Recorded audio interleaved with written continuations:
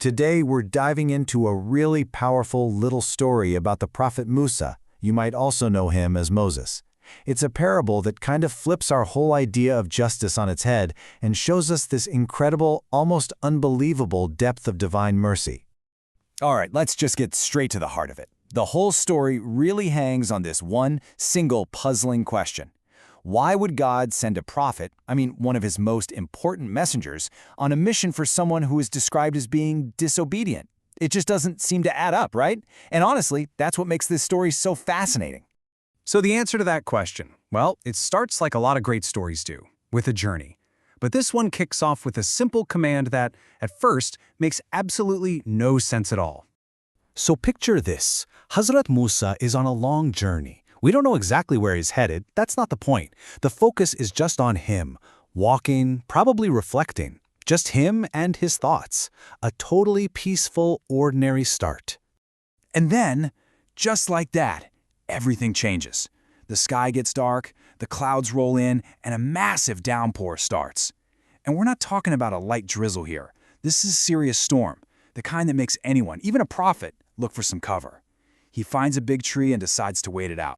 And it's right there, under that tree, that he gets a divine command from Allah. But the command is, well, it's a little strange. It's not some grand prophecy or a complicated instruction. It's super simple, direct, and honestly a bit random. "O Musa, close the door of the hut in front of you."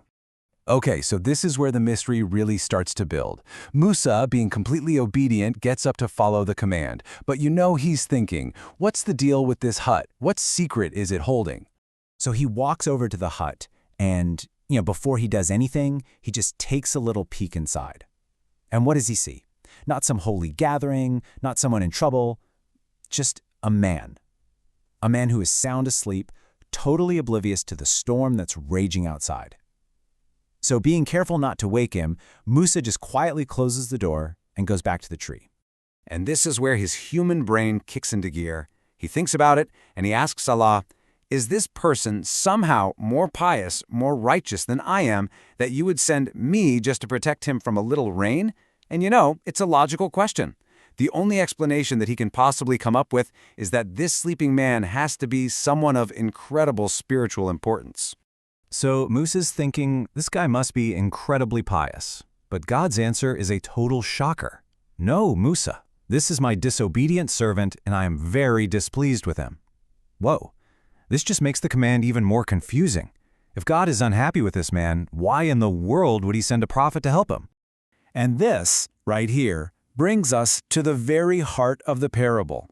This is the moment we get a glimpse of a mercy that's so profound, it just doesn't operate on our simple human level of reward and punishment.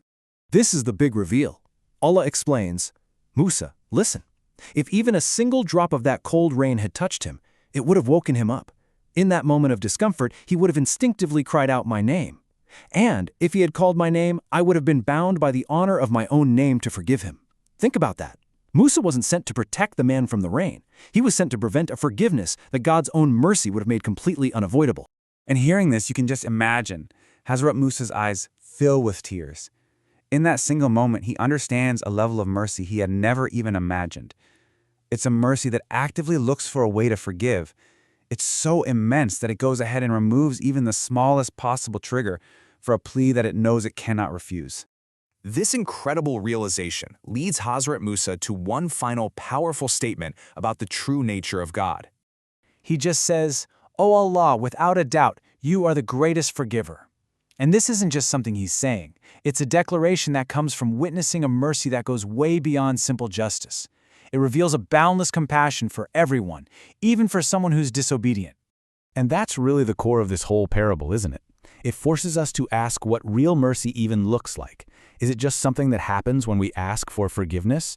Or, like this story suggests, is it something way, way bigger? A compassion so vast that it actually works to prevent a situation where it would be forced to forgive. It's a truly challenging and beautiful idea to think about.